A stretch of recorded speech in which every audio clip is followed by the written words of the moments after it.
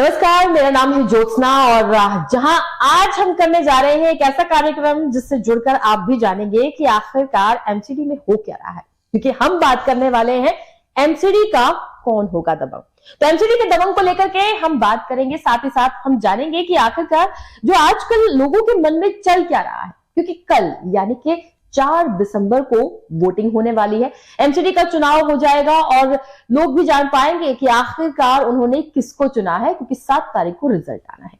सबसे बड़ी बात यह है कि इन तमाम चीजों को लेकर चर्चा करने के लिए हमारे साथ स्टूडियो में मौजूद है विजडम न्यूज के संपादक शंकर जी विश्वकर्मा जी। बहुत बहुत स्वागत है सर। धन्यवाद। तो जैसे कि हम जानते ही हैं कि बहुत ही रोचक हो चला है ये मामला एमसीडी का, क्योंकि जहां हम 15 साल से लगातार बीजेपी को देख रहे हैं और बीजेपी की जो सत्ता एमसीडी में है केंद्र में भी बीजेपी की ही सत्ता है, लेकिन अगर दिल्ली की बात करें साफ तौर पे और साफ गोई से जो लोग मन में अपने सवाल भी लेकर आते हैं कि आखिरकार आम आदमी पार्टी जब जनता के लिए एक सरकार के तौर पर बहुत कुछ कर रही है, अगर एमसीडी में आएगी तो वो क्या कुछ कर दिखाएगी, या अगर हम उन लोगों की बात करें तो जो बीजेपी में बहुत गहन विश्वास रखते हैं उनके अगर मंतव्यों को देखें, क्या लगता है यहाँ पर सचमुच में किसकी तरफ मन जाता है लोगों का।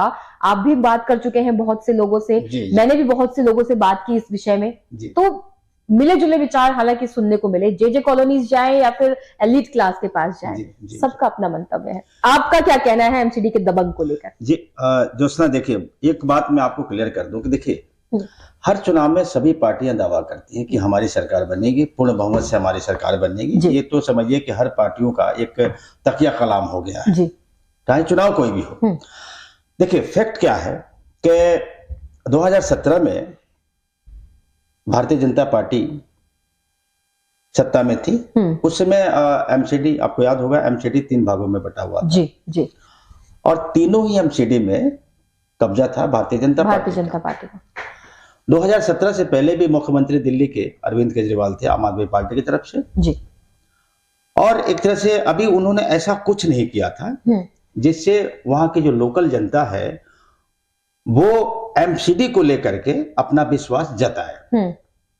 लेकिन आप देखिए कि 2015 में जब केजरीवाल मुख्यमंत्री बने जी, तो उन्होंने, और खास करके 2020 के बाद जी, उन्होंने कैसे किस तरह की घोषणाएं की, मसलन जैसे महिलाओं के लिए बसों में फ्री टिकट की, बिल्कुल आधी आबादी को उन्होंने खुश करने का पूरा प्रयास किया है। और महिलाएं मेरे ख्याल से खुश भी बहुत हुई होंगी। दूसरी बात की बिजली का बिल भी माफ कर दिया, तो जाहिर सी बात है जिसका बिजली का बिल 200, 400, 500, 1000 आता होगा वो फ्री हो गया, वो तो बिल्कुल खत्म हो गया। उसके अलावा मैं बता दूं कि लेबर कार्ड उन्होंने कंपलसरी कर दिया था कि हर श्रमिक का एक लेबर कार्ड बनेगा और जो सुविधाएं मिलती हैं सरकार की तरफ से वो उनको दी जाएंगी। इसके अलावा जैसा कि आपने भी देखा होगा, हम भी देख रहे हैं जी, कि स्कूलों का जो कायाकल्प है एमसीडी सरकारी स्कूलों का, उसमें काफी हद तक सुधार हुआ है। बिल्कुल। हालांकि बीजेपी तो इनकार करती है कि उन्होंने कुछ नहीं किया, जबकि आम आदमी पार्टी दावा करती है कि उन्होंने बिल्कुल कायाकल्प कर दिया है और जो सरकारी स्कूल हैं वो पब्लिक जो प्राइवेट स्कूल है उनसे बेहतर हो गया है। खैर वो कितना दावा सच है कितना नहीं, लेकिन कुछ ना कुछ सुधार हुआ है। अब मतलब कुल मिला के इस चुनाव में आम आदमी पार्टी की तरफ से बताने के लिए बहुत कुछ है। तो तमाम अगर हम चीजें देखें, हम जब भी मैनिफेस्टो देखती हूँ मैं आम आदमी पार्टी का, तो उन्होंने कुछ खास तब्दीलियां करके रखी हैं। वो पार्किंग की बात करते हैं, वो वेंडर्स की बात करते हैं, वो इवन अगर बात करें तो उन स्ट्रे डॉग्स की भी बात करते हैं जिनकी वजह से परेशानी आम लोगों को हो रही है। तो क्या लगता है वो जो उनकी तरफ से 10 चीजों की ऐसी सूची बनाकर रखी गई है, इन 10 चीजों से क्या जो दिल्ली की आम जनता है वो प्रभावित होगी, आम आदमी पार्टी की तरफ जाएगी? नहीं देखिए ज्योत्सना, जैसे जो पहले मैं बात कर रहा था कि इनके पास गिनाने के लिए बहुत कुछ है कि दिल्ली में इन्होंने क्या किया है, तो पहले उस बात को मैं खत्म कर दूं। जैसे कि महिलाएं अगर खुश हुई होंगी तो आधी आबादी उनके पक्ष में, तो जाहिर सी बात है अगर उन्होंने वोट देने का मन भी बना लिया तो फर्क पड़ेगा। जिनके बिजली के बिल माफ हुए हैं, अगर वो खुश हैं, उन्होंने वोट देने का मन बना लिया तो इनके पक्ष में जाता है। लेबर कार्ड वो, उसके बाद स्कूल वाले जिनके बच्चे पढ़ रहे हैं वो, और प्लस ये तो वो बातें हैं जो उन्होंने कर दिया है और जनता बहुत हद तक जो है हो सकता है इनसे प्रभावित हो, लेकिन प्रभावित होना और प्रभावित होकर के वोट डालना वो अलग मैटर है। बिल्कुल, और वोट सेंटर तक पहुंचे, पोलिंग स्टेशन तक पहुंचे, ये बहुत बड़ी बात है। हाँ, एक सवाल है जी, हम बेशक से उनके सकारात्मक पक्ष को देख रहे हैं, लेकिन मैंने बहुत से ऐसे लोगों से भी मुलाकात की जिनके बारे में कहा जाता है कि वो पूर्वांचली है, लेकिन रहते दिल्ली में है, उन्हें बहुत सी ऐसी समस्याओं का सामना करना पड़ रहा है जिसकी वजह से वो सरकार पर सवाल उठा रहे हैं, आम आदमी पार्टी की सरकार पर सवाल उठा रहे हैं। जैसे कि उन्हें राशन नहीं मिल पा रहा है, जो राशन देने वाले हैं वो साफ तौर पे कहते हैं कि आप जहां से आए हैं आप वहां की तरफ से कुछ लिखवा कर लेकर आइए, हम तभी देंगे, जबकि उनके पास तमाम तरह के कागजात मौजूद हैं। क्या आपको लगता है कि ये लोग आम आदमी पार्टी की तरफ जाएंगे या उनके खिलाफ पूरी तरह से हो जाए? देखिए, राशन जो मिलने वाली बात है उसकी शिकायतें बहुत हुई हैं और इसमें बहुत हद तक सच्चाई भी है कि बहुतों को राशन नहीं मिल पा रहा है। देखिए, उनकी संख्या बहुत थोड़ी हो सकती है, बहुत ज्यादा नहीं है, लेकिन हमें लगता है कि उसको डैमेज कंट्रोल करने के लिए आपको भी शायद याद होगा कि पूर्वांचल के एक बहुत ही प्रभावशाली नेता को आम आदमी पार्टी ने अपनी पार्टी में शामिल कर लिया, जिनका नाम है महाबल मिश्रा जी, जो सांसद भी रहे हैं दिल्ली के, और पूर्वांचल समाज पर उनका काफी होल्ड है। तो मुझे ऐसा लगता है कि शायद ये जो राशन वाली जो समस्याएं हैं इसको लेकर के महाबल मिश्रा की जो एंट्री कराई गई आम आदमी पार्टी में डैमेज कंट्रोल करने के लिए, उसकी वजह से इनको। लेकिन आपको लगता है कि एकदम से कांग्रेस से आम आदमी पार्टी की तरफ रुख होना ये कहीं उल्टा असर ना कर दे आम आदमी पार्टी की छवि पर? नहीं, कांग्रेस से साफ तौर से आप देख लीजिए कि कांग्रेस इस बार एमसीडी के चुनाव में, हालांकि जब पहली बार चुनाव हुआ था 2017 में, उसमें भी कांग्रेस नंबर 3 थी जी। और मेरे ख्याल से कांग्रेस इस समय बहुत नीचे जा रही है जी। लड़ाई तो दो ही पार्टियों में है, भारतीय जनता पार्टी और आम आदमी पार्टी, और ऐसा भी नहीं है कि आम आदमी पार्टी जीत रही है और बीजेपी हार रही है, और ऐसा भी नहीं है कि बीजेपी रिपीट कर रही है अपनी सरकार और आम आदमी पार्टी नहीं आ रही है। क्योंकि मैं एक बात आपकी इस बात से कहीं ना कहीं मैं भी राब्ता रखती हूँ, क्योंकि मैंने अभी देखा है सिर्फ और सिर्फ अगर हम इन दो पार्टियों को नहीं देखें, ये देखें कि आखिरकार कांग्रेस की तरफ से भी भारत जोड़ो आंदोलन जैसी पूरी आंदोलन चला करके लोगों को जोड़ने की कोशिश की जा रही है, कहीं ना कहीं इसका असर है, क्योंकि आगे आने वाले चुनाव को लेकर के भी तैयारी की जा रही है। लेकिन अगर देखें कि दिल्ली के अंदर जो बसपा का आना, AIM का आना, MCP का आना, इन तमाम पार्टियों की वजह से क्या किसी तरह के वोट कटवा जैसे हालात बनेंगे? ज्योत्सना जी, एक बात मैं क्लियर कर दूं कि दिल्ली का वोटर बहुत समझदार है जी। दिल्ली के वोटर और बाकी राज्यों के वोटर में बहुत फर्क है। आप देख लीजिए, दिल्ली का जब लोकसभा चुनाव होता है तो वही वोटर सीधे कहाँ जाता है? उस पार्टी की तरफ जिसकी सरकार केंद्र में बनने वाली। और पिछले 2 चुनाव से आप देख रही हैं, 2019 और 2014 एक बात देखी गई है, मोदी जी के चेहरे पर हमेशा खेला गया है बीजेपी के। जी। और जब लोकल चुनाव आते हैं, अब देखिए विधानसभा चुनाव होता है तो वही वोटर किसके पक्ष में आते हैं? मोदी के पक्ष में नहीं आते, और न ही भाजपा के, आम आदमी पार्टी के। अब रही बात एमसीडी, देखिए लोकल चुनाव होता है, ये एक प्रत्याशी, देखिए लोकल चुनाव जीतने के लिए बहुत कुछ निर्भर करता है प्रत्याशी पर, क्योंकि वह प्रत्याशी उस क्षेत्र का होता है और 90% लोगों को वो बाय नेम बाय फेस जानता है जी। लोग भी उस अपने प्रत्याशियों को जानते हैं, तो बहुत कुछ 50-60% तो निर्भर करता है कि वो प्रत्याशी कैसा है, 40% में पार्टी कैसी है। अब मैं फिर आपको यहाँ आता हूँ कि ऐसा नहीं कि बीजेपी कमजोर है, लेकिन बीजेपी के पास गिनाने के लिए कुछ है नहीं। बीजेपी ने एमसीडी में क्या किया है या जनता के लिए क्या किया है, जबकि आम आदमी पार्टी के लिए काम गिनाने के लिए बहुत कुछ है। एक अभी रिसेंट में एक बात कही गई, खुद मनीष सिसोदिया उप मुख्यमंत्री कहते नजर आए कि 3 बड़े बड़े पहाड़ है कूड़े के दिल्ली में, लेकिन उसे हटाने में कामयाब नहीं हुई है बीजेपी। हमें मौका देकर देखिए कि हम उन्हें जरूर साफ करके दिखाएंगे। जब तक हम एमसीडी में रहेंगे तब तक हम उन 3 पहाड़ों को साफ करें। आपको लगता है कि ये जो एक और बड़ा वादा खड़ा कर दिया है मनीष सिसोदिया ने, उसे पूरा कर पाएंगे? क्योंकि 15 साल से बीजेपी है, उनकी तरफ से मैंने भी देखा है कि बड़ी बड़ी मशीनें लगा करके काम किया जा रहा है, लेकिन हो नहीं पा रहा है। देखिए, ये पहाड़, जो कूड़े का जो पहाड़ है ना, इसको उठाने को लेकर बात यहीं तक नहीं है, बात बहुत आगे बढ़ चुकी है। एनजीटी ने 2 बार फाइन लगाया, एक बार 350 करोड़ रुपए का और एक बार 950 करोड़ रुपए का जुर्माना लगाया दिल्ली सरकार पर। जुर्माना दीजिए, तय समय पर आपने कूड़ा क्यों नहीं उठवाया।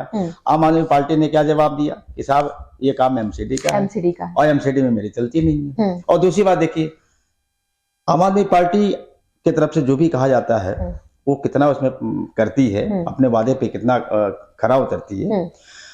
अभी अरविंद केजरीवाल ने क्या कह दिया कि डबल इंजन की सरकार को लेकर उन्हें दोबारा घेरा जा रहा है बीजेपी की तरफ से। जी जी जी। तो अब चूंकि दिल्ली में सरकार में है क्या, बहुत कुछ ज्यादा नहीं है भाई। दिल्ली में एमसीडी केंद्र सरकार के पास, संघ शासित राज्य है। हाँ। तो इनका कहना है कि एमसीडी भी अगर हमारे पास हो जाएगी तो मैं दिल्ली का मुख्यमंत्री हूँ, आम आदमी पार्टी की सरकार है, हमारा तालमेल अच्छा होगा और हम दिल्ली की जनता को बेहतर सुविधाएं हम दे पाएंगे। हालांकि कह रहे तो मतलब बात तो सुनने में अच्छी लग रही है, लेकिन धरातल पर कितना सही साबित होगी वो तो जब सरकारें बन जाएंगी, चुनाव संपन्न हो जाएगा और जब एमसीडी पर इनकी सरकार का भी मतलब इनके जो मेयर हैं या जो भी अधिकारी बैठेंगे तो कूड़े के पहाड़ को और बड़ा करेंगे या घटा देंगे वो तब पता चलेगा। ये तो खैर तमाम, लेकिन अभी सुनने में अच्छा लग रहा है। एक जैसे शुरुआत आपने की, हम आम आदमी पार्टी की बात कर रहे थे कि उन्होंने आधी आबादी को लुभाने की कोशिश की, महिलाओं को लुभाने की कोशिश की डीडीसी में फ्री टिकट देकर। मैं ये जानना चाहती हूँ क्योंकि एमसीडी में भी आधी आबादी के लिए आरक्षण है, 50% का आरक्षण है और यहाँ पर खुद आम आदमी पार्टी की तरफ से 140 कैंडिडेट जो है वो महिलाएं खड़ी की गई हैं, 132 कैंडिडेट बीजेपी की तरफ से हैं और करीबन 137-132 के करीब कांग्रेस की तरफ से भी है। लेकिन बावजूद इसके आपको लगता है कि आम आदमी पार्टी की तरफ से महिलाओं को शक्ति के रूप में केंद्रीकरण दिया जाएगा? हाँ बिल्कुल। देखिए ये भी इनका एक चुनावी रणनीति, अब अरविंद केजरीवाल का या आम आदमी पार्टी की एक रणनीति का हिस्सा है ये, महिलाओं को लुभाने का, ताकि इससे जो है उनको एक संदेश दे सकें कि हम सिर्फ कहते नहीं है, हमारी पार्टी में किया भी जाता है। तो अब कुल मिला के ये देखिए, मुझे लगता है कि जिस तरीके से दिल्ली की जनता को अरविंद केजरीवाल ने अपने वादों से, कुछ घोषणाओं से खुश किया है, अगर वो जनता वाकई खुश हुई होगी। शंकर जी, एक सवाल है, ये खुशी की बात जो है, कुछ लोगों की अगर हम धारणा की बात कर ले, सिर्फ एक परसेप्शन की बात अगर कर ले, तो कुछ लोग काम को देखते हैं, कुछ लोग चेहरे को देखते हैं, या फिर अगर कह लें कि उस चेहरे के पीछे अगर कहा जाता है, अभी आपने कुछ नारे भी सुने हैं, वो एक काम को गिनाते हैं और एक कहते हैं हम राम को गिनाते हैं। आपको क्या लगता है, राम को गिना जाएगा कि काम को गिना जाएगा? देखिए एमसीडी के चुनाव में तो राम नहीं आएंगे, तो तय है। कहा भी तो यही जाता है, जो राम को लाए हैं हम तो उनको लाएंगे। आपने भी सवाल पूछा कि पहाड़, एमसीडी के चुनाव में पहाड़ जरूर आएगा, पार्क जरूर आएंगे, श्रमिक जरूर आएंगे, ठेली पट्टी वाला दुकान जरूर आएंगे, रिक्शे खुमसे वाले जरूर आएंगे। एमसीडी के चुनाव में राम तो नहीं आएंगे। लेकिन अगर लोगों की अगर बात करें, लोगों के मंतव्य को देखें, जब अगर दिल्ली को अगर हम कुछ हिस्सों की तरफ देखें, जैसे अभी तक तो हमने 3 हिस्सों में बटा हुआ देखा है, अब तो खैर एक जगह एकजुटता की तरफ बढ़ा जा रहा है, लेकिन 3 हिस्सों को करने की तरफ देखा जाए तो नॉर्थ में, साउथ में, और अगर सेंट्रल दिल्ली की ईस्ट की बात करें, सेंट्रल दिल्ली की बात करें, तो क्या लगता है यहाँ पर अलग अलग लोगों की सोच है और अलग अलग लोग रहते भी हैं। जे कॉलोनीज की तरफ अगर देखा जाए तो मिला जुला रवैया देखने को मिलता है दोनों ही पार्टी या फिर तीनों ही पार्टियों की अगर बात करें तो।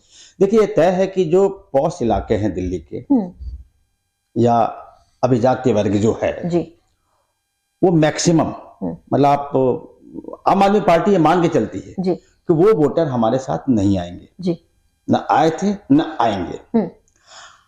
और अब फर्ज कीजिए साउथ दिल्ली का जो वोटर है 200 स्क्वायर मीटर की कोठी में रहता है, 4 वोटर हैं जी, एक वोटर वोट करने जाता है, 3 नहीं जाते, या हो सकता है उन 4 में से 2 ऑस्ट्रेलिया रहते हो और 2 घर पे हों। जबकि अरविंद केजरीवाल की पार्टी के जो वोटर हैं 200 स्क्वायर मीटर के एरिया में 250 रहते हैं और 250 में से बड़े आराम से 70, 80 और 100 वोट करने चले जाते हैं। तो दिल्ली में फर्क है। और जो निचले तबके के जो वोटर हैं सरकार बनवाने में इन्हीं की अहम भूमिका होती है जी। इंटेलेक्चुअल क्लास, सो कॉज धनवान या रईस टाइप के लोग, उनके वोट करने से सरकारें न बनती है न गिरती है। वो सिर्फ चौराहे पे और चाय की दुकान पे और कॉफी हाउस में बैठ करके सरकार बनाते हैं। वोट जो करता है वही करता है जो छोटी कॉलोनी में रहता है या मध्यम वर्गीय कॉलोनियों में रहता है। पॉश इलाकों में रहने वाले लोगों से सरकारें नहीं बनती। और अरविंद केजरीवाल के लिए जो सबसे अच्छी बात यह है कि जो मलिन बस्तियां हैं या झुग्गी टाइप कॉलोनी है, छोटी कॉलोनियां हैं, वहां पे इनके समर्थक ज्यादा है, ये इनके पक्ष में जाता है। कहीं ये तो नहीं कि उन्होंने बेरोजगारी को एक महत्वपूर्ण विषय माना है और लोगों की इसी मजबूरी को समझते हुए उन्होंने जब उन्हें फ्री बिजली, फ्री पानी और तमाम चीजों की सुविधाएं देने की बात कही, और खासतौर पर महिलाओं के लिए तो उन्होंने बहुत बड़ा कदम उठाया है कि वो कहीं भी आ जा नहीं सकती थी अपने पति की इजाजत के बगैर, या फिर कहा जाए कि उनसे पैसे लिए बगैर। लेकिन इन चीजों को अगर इधर रखकर देखा जाए कि एक तरफ वो ये तमाम काम कर चुके हैं, एमसीडी में आने के बाद आपको लगता है कि उनकी तरफ से जो वेंडर्स हैं उनके लिए या पार्किंग की एक बहुत बड़ी समस्या, खैर करोल बाग में ही देख लीजिए, पूरा मार्केट जो है वो ब्लॉक्ड हो जाता है जस्ट बिकॉज ऑफ द कि पार्किंग वहां पर नहीं है। इन चीजों को वो सॉर्ट कर पाएंगे? क्योंकि बीजेपी को बार बार इसी चीज की याद दिलाई जाती है 15 सालों से कि अब कुछ भी नहीं गया, अभी आपको लगता है वो कर पाएंगे? नहीं, देखिए बहुत अच्छा सवाल आपने पूछा कि अरविंद केजरीवाल जो भी दावे कर रहे हैं या जो भी वादे कर रहे हैं, उन वादों का, उन दावों का परीक्षण तो तभी होगा जब इनकी सत्ता होगी।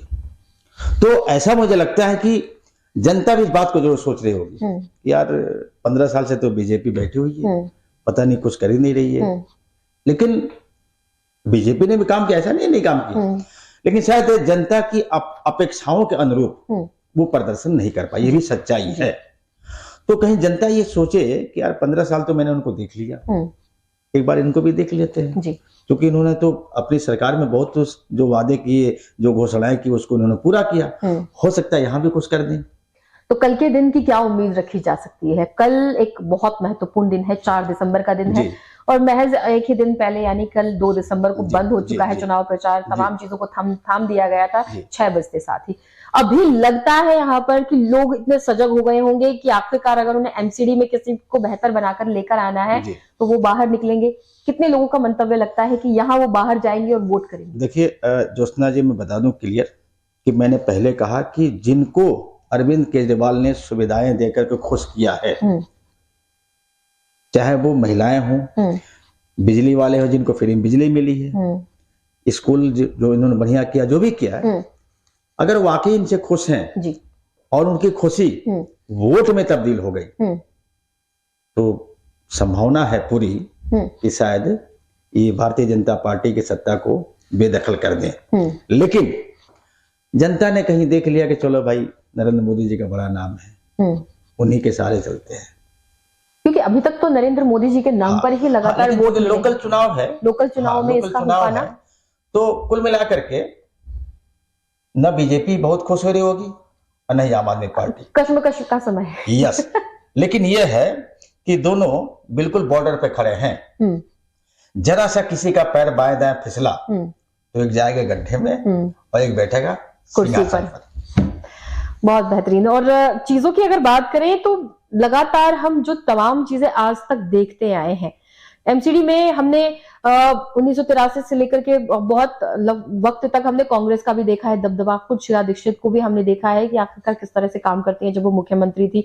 और एमसीडी के बारे में भी यही कहा जाता है कि दिल्ली जल बोर्ड उन्होंने अपने हाथ में रखा हुआ था, चीजों को वो अपने कंट्रोल के साथ काम कराती थी। लेकिन चीजें फिर बदली, एकदम से चीजों को तब्दील होते हुए भी देखा है हमने एमसीडी को, एमसीडी के हमने टुकड़े होते हुए भी देखा है इन बीच में, और अब एक बार फिर से एमसीडी को एकजुट कर दिया गया है। कितनी ही चीजें हैं जो लोगों को समझा पाना खैर अब सरकारों के बस की भी नहीं होगा जी। तो देखिए जो भी है, अब तो क्योंकि हम लोग बात कर रहे हैं कल चुनाव, जो वोटिंग कल होने वाली है, आपने पूछा कि क्या हो सकता है, वो हमें लगता है वो हमने बता दिया।